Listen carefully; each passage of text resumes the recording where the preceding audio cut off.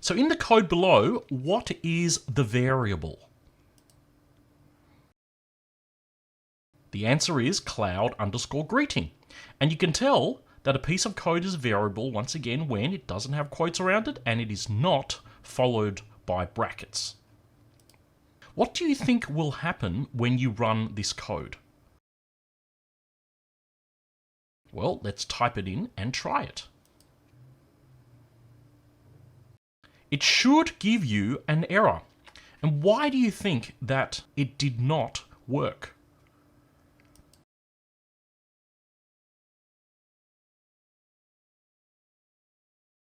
Well, now let's just try running the code again without you changing anything.